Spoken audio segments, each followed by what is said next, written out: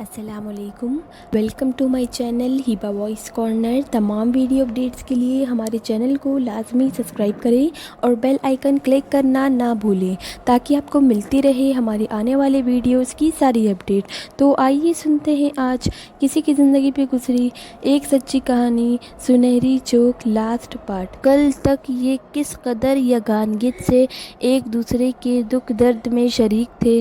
افسوس، ہاں، دولت کا رنگ صرف سرخ ہوتا ہے، لال سرخ، میں نے کہا۔ لیکن اب ہم یہاں کیوں رکے ہیں؟ نکل چلو یہاں سے۔ عادل اختر صاحب کے حواس بھی ٹھکانے آ گئے تھے۔ تماشا مکمل ہو جانے دو عادل اختر صاحب، میں نے طنزیہ انداز میں کہا۔ مجھے بھی وحشت ہو رہی ہے شاہ رخ، نکل چلو۔ اوہ، گئی زندگیاں، البرٹو نے کہا اور پھر اچانک وہ اچھل پڑا۔ میرے خدا، وہ دیکھو شاہ رخ۔ اور میری نگاہ بھی ان کے اشارے کے سیدھ میں دوڑ گئی۔ ایک سیاہ پہاڑی چٹان سے 3 افریقی اتر رہے تھے۔ ان کے ہاتھوں میں نیزے اور دوسرے ہتھیار تھے اور وہ نہایتی خاموشی سے اتر رہے تھے۔ ارے، اب یہ مارے جائیں گے، میرے منہ سے نکلا۔ افسوس، ہم انہیں خبردار بھی تو نہیں کر سکتے، البرٹو بولا، اور در حقیقت خبردار کرنے کا وقت گزر چکا تھا۔ جنگلی وحشی قریب پہنچ چکے تھے اور دوسرے لمحے خوفناک آوازوں کے ساتھ انہوں نے عقب سے حملہ کر دیا تھا۔ کاش ہم ان کی مدد کر سکتے، البرٹو ہاتھ ملتے ہوئے بولا۔ میں نے خاموشی رکھی۔ آپس میں الجھے ہوئے لوگ بھلا ان سیاہ وحشیوں کا کیا مقابلہ کرتے؟ ان میں بے شمار لوگ تو نہتے تھے۔ ہاں، اگر وہ سب متحد ہو کر وحشیوں کا مقابلہ کرتے تو کامیابی ناممکن بھی نہیں تھی۔ ان لوگوں کی تعداد وحشیوں سے کم نہ تھی۔ وحشیوں کا آنے کا انداز اتنا خطرناک نہ تھا کہ ان پر قابو نہ پایا جا سکے، لیکن اب وہ سب وحشیوں کا شکار بن رہے تھے۔ جیک لوئس کو میں نے اپنی نگاہوں سے زمین پر گرتے ہوئے دیکھا۔ بہت سے لوگ نے بھاگنے کی کوشش کی، لیکن وحشیوں نے انہیں اپنا نشانہ بنا لیا اور تھوڑی دیر بعد وہاں لاشیں ہی لاشیں بکھری پڑی تھیں۔ وحشی جنگلیوں نے عورتوں کو بھی نہیں چھوڑا تھا۔ میدان صاف ہو گیا تھا۔ میں نے بمشکل عابدہ کو سنبھالا، ورنہ وہ چیخ پڑتی۔ وہ میرے سینے سے لپٹی زاروں قطار رو رہی تھی۔ عادل اختر اور پروفیسر البرٹو پاگلوں کی طرح وحشیوں کی کارروائی دیکھ رہے تھے۔ وحشی اب خزانہ جمع کر رہے تھے۔ خزانہ ان کا تھا اور وہ خزانہ لے جانے والے کی تلاش میں آئے تھے۔ سارا خزانہ جمع کرنے کے بعد انہوں نے اپنے سروں پر لادا اور واپس چل پڑے۔ تب ہم نے طویل سانسیں لی۔ خدا کی پناہ، البرٹو بولا۔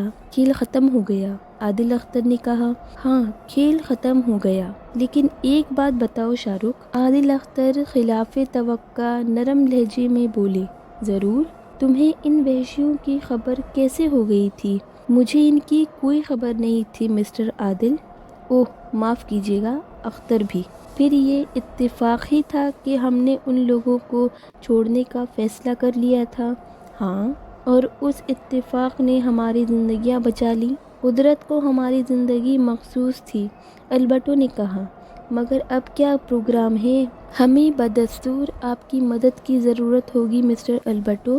مجھے یقین ہے ہمارا راستہ درست ہے، البرٹو نے جواب دیا۔ لیکن ہم آج سفر کے قابل نہیں ہیں، کل چلیں گے، میں نے کہا۔ اور اگر یہ لوگ پھر سے واپس آ گئے تو؟ عادل اختر نے خوف زدہ انداز میں کہا۔ میرا خیال ہے اب اس کا امکان نہیں ہے۔ کیوں؟ وہ خزانہ لے جانے والوں کی تلاش میں آئے تھے اور اب خزانہ واپس لے کر جا چکے ہیں، البرٹو نے جواب دیا، اور ہم سب خاموش ہو گئے۔ بہرحال ہم نے دوسرے دن سے سفر پھر شروع کر دیا۔ اب ہم سب چوکنے تھے۔ عابدہ کی حالت خراب تھی، لیکن وہ کافی ہمت سے ہمارا ساتھ دے رہی تھی۔ سفر سبک رفتاری سے جاری رہا۔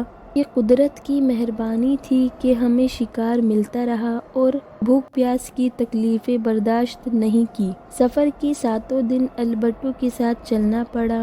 اوہ او شاہ رخ مبارک ہو، ہم آبادی کے قریب پہنچ چکے ہیں۔ یہاں سے میں پورے وشوق سی راستے کی رہنمائی کر سکتا ہوں۔ میں اس علاقے میں پہلے بھی آ چکا ہوں اور در حقیقت البرٹو کے ان الفاظ نے ہمارے جسموں میں نئی زندگی دوڑا دی۔ بعد کے 3 دن کا سفر بہت ہی تیز رفتاری سے کیا گیا تھا۔ سفر کی آخری مراحل میں عابدہ کا بوجھ مجھے اپنی کمر پہ لادنا پڑا تھا۔ اب اس میں چلنے کی سکت نہیں رہ گئی تھی اور پھر تیسرا دن ہم یروبی میں داخل ہوئے، بے سر و سامانے کی حالت، لیکن بہرحال ہم نے ایک عمدے سے ہوٹل میں قیام کیا اور زندگی میں آخری بار ہوٹل کے اخراجات کی ادائیگی کے لیے میں نے ہاتھوں کی صفائی دکھائی۔ میں نے ہوٹل کے ہی ایک مالدار شخص کو تلاش کر لیا تھا اور بہرحال میں اپنے فن کا ماہر تھا۔ کسی کو آج تک نہیں معلوم ہے کہ یہ رقم میں نے کہاں سے حاصل کی تھی، لیکن بہرحال وہ ہم سب کے کام آئی تھی اور ہم نے اپنے اپنے ملک کا راستہ اختیار کیا۔ آج عابدہ شاہ میری بیوی ہے، ہمارے 2 خوبصورت پیارے پیارے بچے ہیں۔ عابدہ بدستور اپنی ایئر لائنز میں ملازم ہے، البتہ اس نے ایئر ہوسٹس کی ملازمت چھوڑ دی ہے اور دفتر ہی کا کام کرتی ہے۔ میں ایک بینک میں ملازم ہوں۔ بینک کی طرف سے ہمیں چھوٹا سا ایک خوبصورت مکان ملا ہے اور زندگی سکون سے گزر رہی ہے۔ ہمیں دولت سے بے انتہا نفرت ہے، جو کماتے ہیں کھاتے ہیں اور عیش سے زندگی بسر کر رہے ہیں۔